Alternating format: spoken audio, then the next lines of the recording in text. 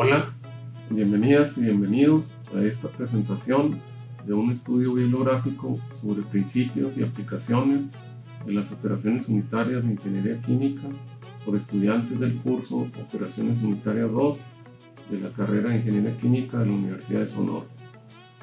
En esta sesión escucharemos la exposición sobre un tema relacionado con humidificación, absorción, secado o evaporación, que son las operaciones unitarias tratadas en este curso.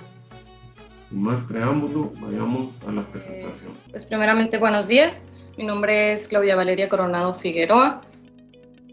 Es su primer expositor y pues en este caso vamos a hablar sobre un artículo muy interesante sobre, el nombre del artículo es 2022, afrontando los climáticos y el legado de la Copa Mundial de la FIFA.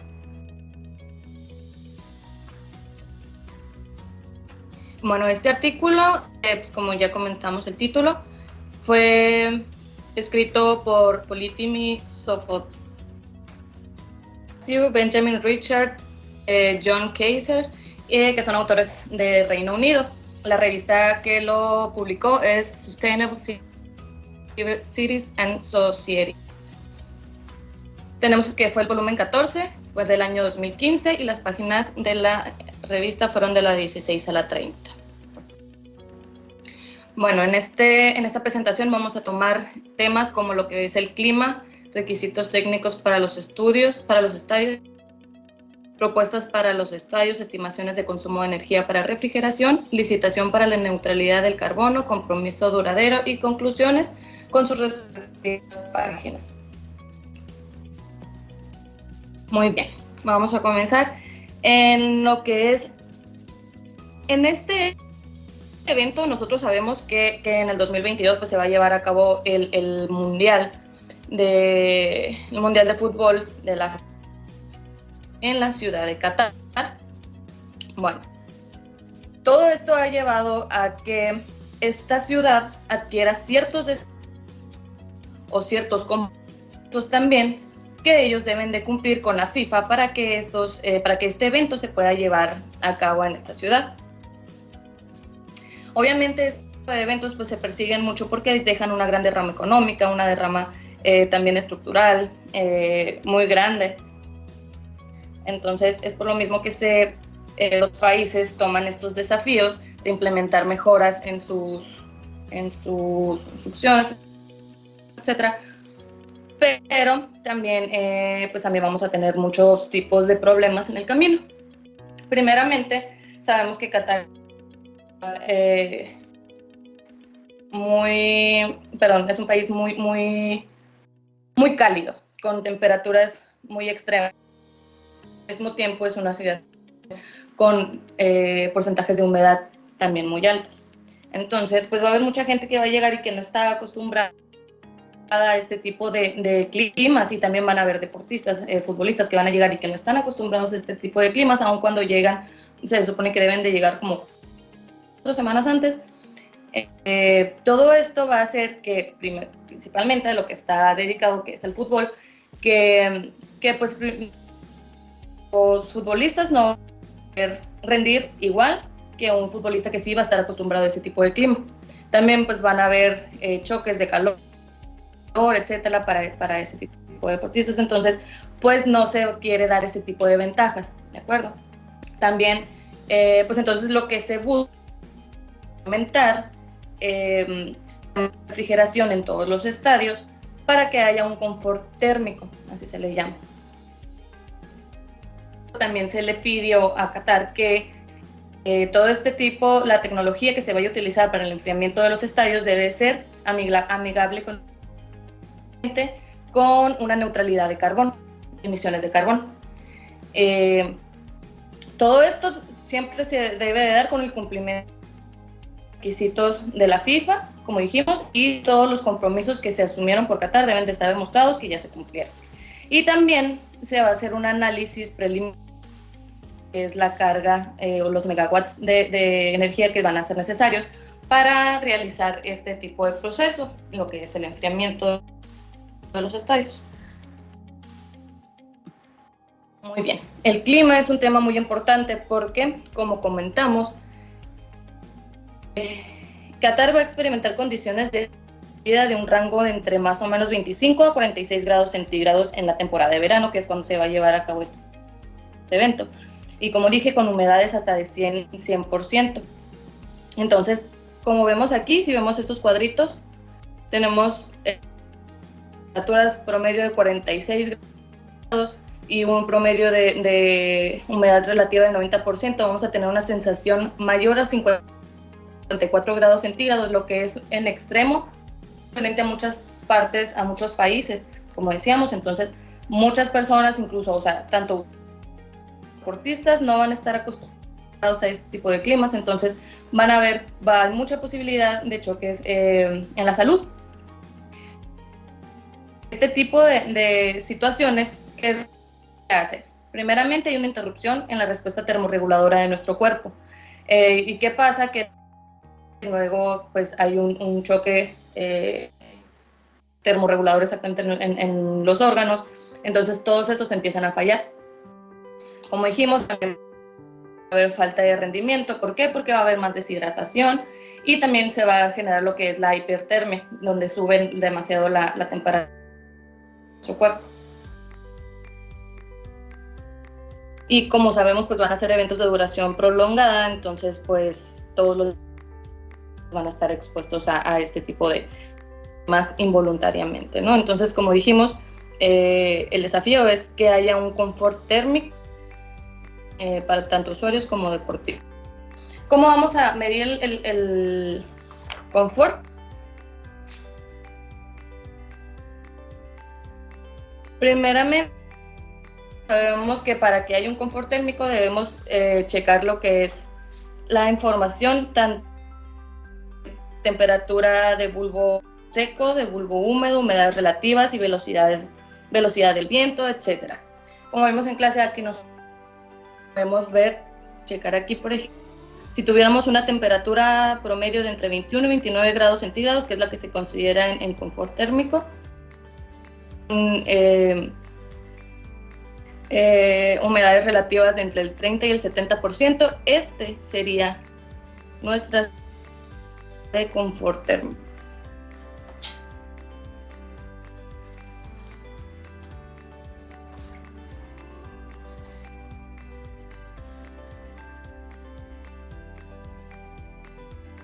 Muy bien.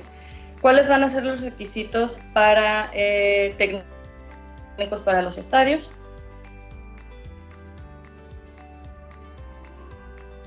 Como dijimos, pues se van a crear planes muy específicos para este tipo de tecnología, o para implementar este tipo de tecnología, para implementarlo térmico.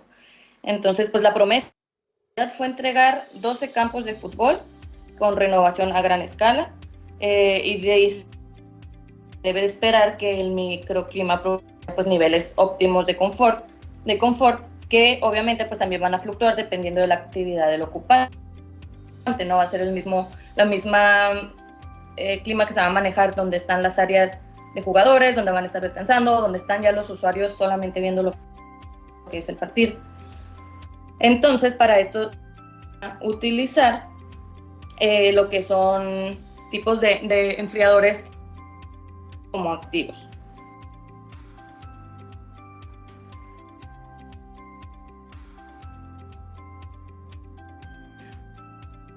Por ejemplo, antes se utilizaba, bueno, en otros países se puede utilizar este tipo de estadios, que es de hecho los que se están manejando ahorita en Qatar, que se les llama abiertos, donde solamente está abierto, que es la parte de arriba, lo que es el techo. Pero aquí podemos ver que si a veces las emisiones solares están en las áreas y en otras partes está soleado. Entonces aquí vemos como esta área va a estar mucho más caliente que acá, que a lo mejor hay sombra y a lo mejor sí hay un poco más de viento, van a tener un confort térmico relativo, pero los de aquí no. Y muchas partes, obviamente lo más importante que son los jugadores, pues también van a estar en desventaja. Muy bien. ¿Cuáles han sido los estrategias o cuáles son las estrategias que se supone que vamos a implementar. Primeramente empezamos pues con los pasivos, que se va a manejar por enfriamiento evaporativo. Como dijimos desde el principio, lo que se pidió sustancialmente es que fueran amigables con el medio ambiente. Entonces, pues primeramente sabemos que un tipo de enfriamiento evaporativo pues va a ser un proceso físico obviamente natural, el cual pues va a utilizar agua como refrigerante con el fin de agregar al aire cantidad de vapor de agua hasta que su humedad cercana hasta el 100% o la de saturación. El aire aquí en este caso pues lo que va a pasar es que se va a absorber el vapor de agua debido a la transferencia de calor que existe del aire al agua, lo que va a provocar lo que es la evaporación, y de esta manera el aire pues va a aumentar su humedad relativa, sino también va a descender su temperatura debido a la pérdida de calor que va a ocurrir en ese proceso. ¿Okay? Entonces pues vamos a lo que en esta parte vamos a utilizar solamente evaporativos y vamos a tener 3 ejemplos. Uno que fue el que de hecho más me llamó más fue la viento. Esta torre de viento se utiliza desde hace muchísimos años en países de Oriente, pero se debe implementar desde la construcción de la casa. ¿Qué es lo que pasa? Es una torre que va a estar salida es en el techo, entonces va a estar por fuera del techo. ¿Cómo va a funcionar este tipo de torre? Aquí la tenemos. Por un lado, las torres de viento aprovechan las corrientes de aire generadas como consecuencia de la distribución, por las diferencias de presiones. Entonces, debido a la diferencia de presión entre la parte superior e inferior de la torre, pues se va a producir el movimiento del aire en el interior, y así el aire, que va a ser obviamente el más denso, va a provocar una corriente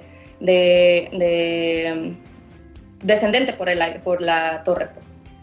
Y tenemos lo que es el efecto Venturi provocado por la torre, en donde pues el caudal va a ser constante, pero si vamos a disminuir su sección, la velocidad va a aumentar al atravesar por esta. Al entrar el viento por el canal de la torre, pues la velocidad va a aumentar y va a salir a mayor velocidad y pues con menor temperatura. Entonces, en realidad es un sistema totalmente natural. Lo que se va a hacer solamente es captar el aire y listo. También se tiene que implementar en casas desde su construcción. Allá puedes ver todas las casas como con una tipo chimenea, pero en este caso son enfriadores. Y bueno, ya los más conocidos por nosotros, que son los que hemos estado viendo en clase, que son las torres de enfriamiento. Como sabemos, pues vamos a tener de tiro natural, tiro mecánico, inducido o forzado. En este caso vamos a tener una torre de enfriamiento inducido, donde pues vamos a tener ventiladores que normalmente están montados en la parte superior de la unidad, como lo vemos en este caso, y tiran el aire a través de los medios de relleno. Por el contrario, también el aire es empujado por los sopladores. La base de forzado, el aire se va a extraer desde la base. ¿De acuerdo? Entonces, ¿qué es lo que vamos a hacer? La entrada de aire, vamos a generar que en las torres de enfriamiento por lo general lo que se utilizan son empaques para poder pasar el agua por ellos y que esta se pulverice, etc. Y también tenemos los que al parecer son los más que se van a utilizar, es la nieve evaporativa o los tipo coolers, que son los de acondicionamientos evaporativos, por así decirlo. El de niebla evaporativa, su proceso es muy sencillo. Entonces nosotros la vamos a agregar cierta presión al agua. Lo que van a pasar esta agua es muy pequeña, por lo que las partículas cuando salgan, su calor se va a extraer prácticamente de inmediato y se va a evaporar. Entonces, como va también a absorber esa temperatura, el área baja a veces hasta 15 grados y tú no sientes que te está. Por lo mismo, como las partículas ya están muy, ni siquiera alcanza a llegar a mojarte. Y tenemos los coolers, los tipo coolers, que son láminas vamos a tener humedecidas y vamos a hacer pasar el aire a través de ellas. Igual vamos a hacer una absorción potente y este aire pues obviamente se va a estar más fresco y ya va a salir hacia las áreas de interés, ¿no? Pues también tenemos lo que es, bueno, esa fue la parte pasiva, ¿no? Por así decirlo. El enfriamiento con energía solar, igual, como vimos, tiene que ser amigable con el medio ambiente. Entonces, pues en primera instancia se consiguió el uso de paneles fotovoltaicos para la generación de energía y así ya alimentar todos los sistemas de refrigeración que se necesitan. Pero también se vio que no era tan, ya que este mismo proceso también activa o genera calor, que por el tipo de clima que allá se maneja, no es muy viable que diga. Entonces también se vio la posibilidad de utilizar lo que era absorción,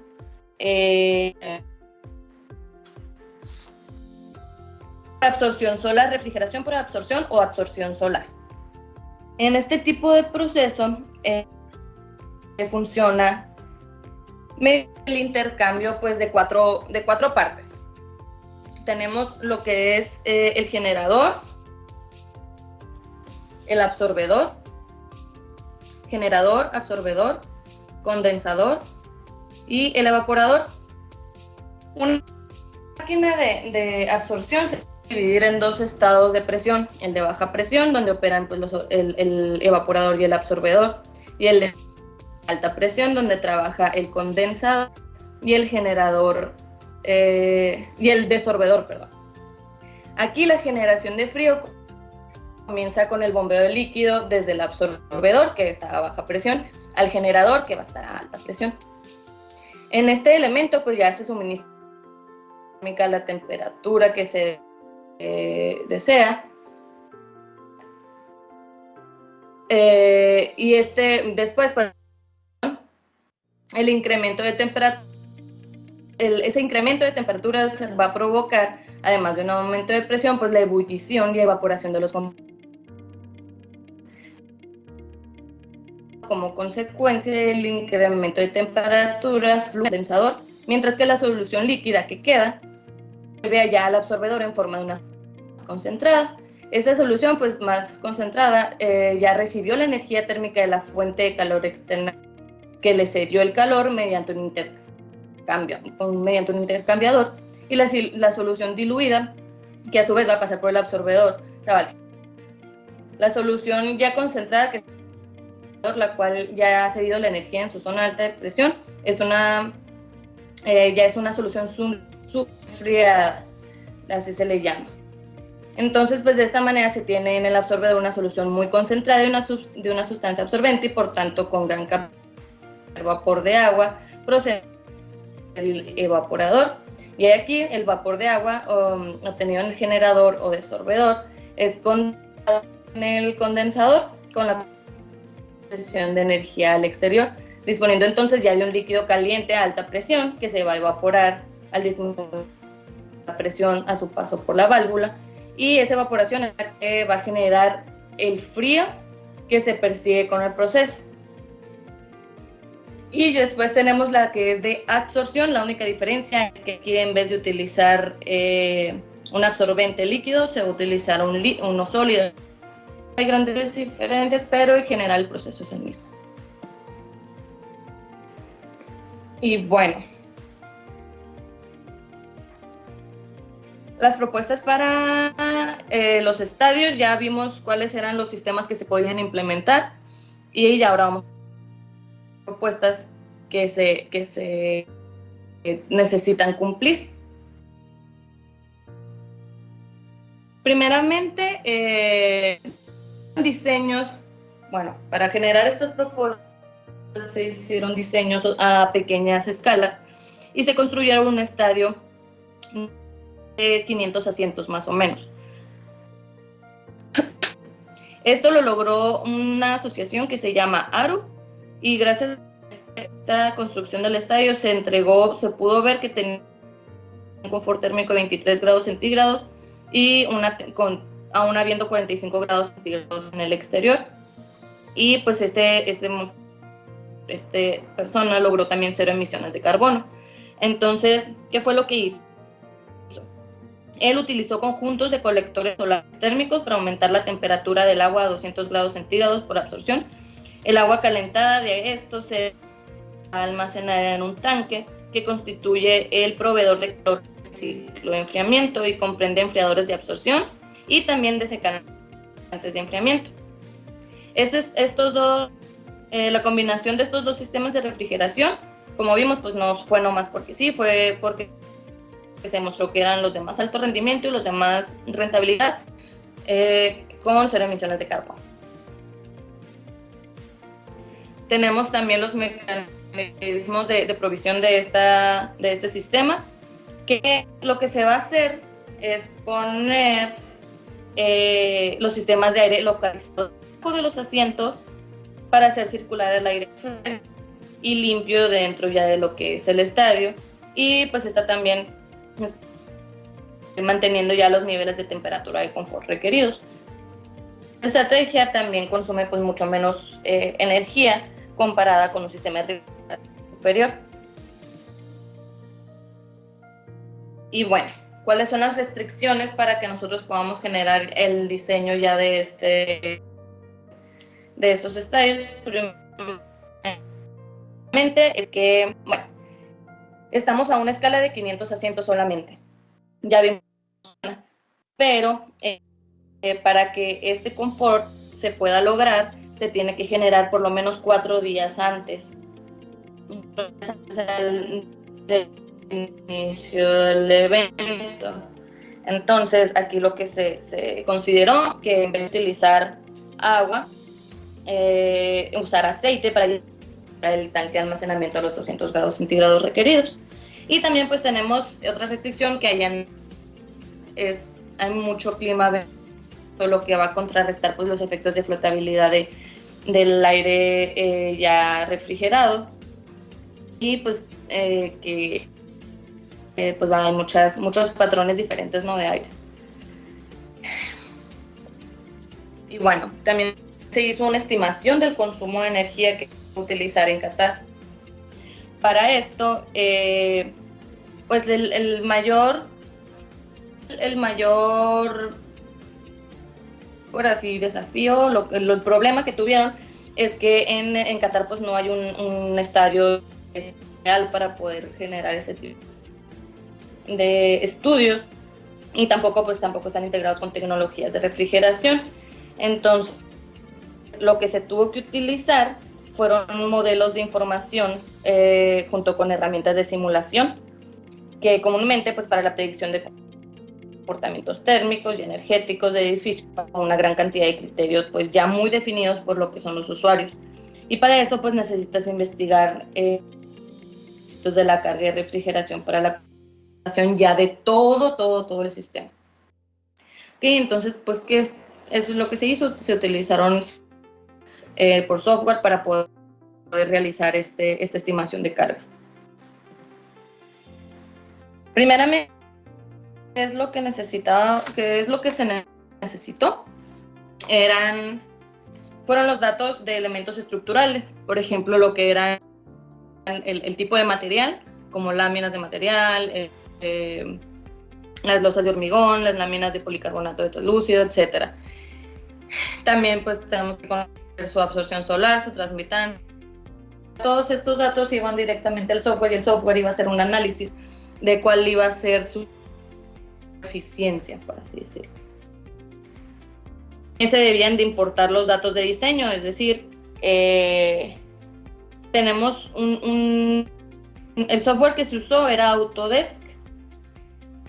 Se utilizó porque permitía pues un desarrollo de modelos muy realistas, ya con las configuraciones geométricas que se iban a utilizar en este tipo de diseños. Entonces, obviamente la geometría iba a ser muy importante ya a la hora de sacar los cálculos de cuál iba a ser requerida. También teníamos que utilizar los datos climáticos de Qatar, como vimos, siempre han sido muy importantes, para generar simulaciones, características regionales del país, y también con las características de clima según el mes, como en este caso va a ser verano, se utiliza junio, julio y agosto. Y por último, pues ya la configuración de la zona térmica. Estos lo que hacen es correlacionar el factor humano dentro del contexto ya del entorno del estadio, cuál va a ser la emisión de calor por los humanos también. Y pues los factores que inciden ya en la zona y pues obviamente que van a afectar al confort térmico. Entonces el resultado que se obtuvo es que durante el mes de julio se va a llevar el evento, se va a requerir una carga de refrigeración 1.764 megawatts o 125 megawatts por día para poder generar el confort térmico.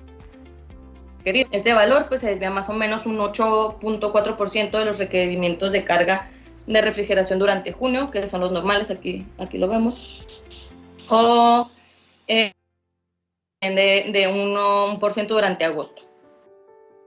No hay mucha diferencia entre la carga que se utiliza normalmente gracias al uso de energías renovables. Muy bien, la licitación para la neutralidad del carbono, los puntos más importantes, las vamos un poquito más rápido porque ya no tenemos tiempo. El punto siempre era que hubiera un plan verde. Entonces, lo que se contra la neutralidad de carbono, que la energía suministrada fuera la misma que entonces que hubiera una eficiencia donde no hubiera desperdicio. Ok, uno de los puntos importantes fue que este proceso no solamente fuera para este tiempo, o sea, que no más lo hicieran para el evento y listo. Era que se generara una contribución a la sociedad, primeramente en la aplicación de tecnologías que ya pues va a ser muy fácil, muy factible que se aplique en otros procesos, en otras industrias o en otras ciudades, y que vean que es posible mantener bajos índices de emisiones de carbono, una alta eficiencia en refrigeración, más que nada porque son países muy, muy cálidos. Y obviamente pues un desarrollo económico y un desarrollo en todas las comunidades, además de medioambiental, por como ya lo hemos hablado. Y bueno, concluyó que se van a utilizar las técnicas de enfriamiento tanto pasivas como activas para obtener de mantener ya los umbrales térmicos de entre 20 y 25 grados centígrados, ya mediante el uso de refrigeración por evaporación y por absorción solar. Estos fueron los procesos elegidos. Y que pues la carga final que se van a utilizar, como vimos, iba a ser de 47 megawatts por hora, o sea, es la energía que nosotros vamos a requerir generar, o de 115 megawatts por juego, más o menos. Se realizó también la simulación dinámica basada en un disk que se utilizó con el software. Entonces, pues los resultados mostraron que las decisiones de totalmente sostenible y de neutralidad de carbono, y para poder lograr pues lo que son el objetivo de todo este proceso, que como dijimos era hacer un cambio en la tecnología, un incremento en su tecnología, pero como siempre utilizando tecnologías renovables. Y pues parece que no, porque como podemos ver, pues están los estadios prácticamente terminados. Aquí este estadio se le llama la joya del desierto, que está muy, muy padre. Podemos verlo por dentro, va a tener la capacidad de albergar hasta 40,000 personas.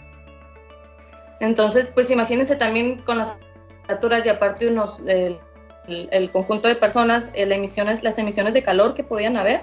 Entonces, pues sí era peligroso y confort no íbamos a tener absolutamente nada. Entonces, pues esto ha sido todo. Muchas gracias por su atención. No sé si tienen alguna duda, alguna pregunta.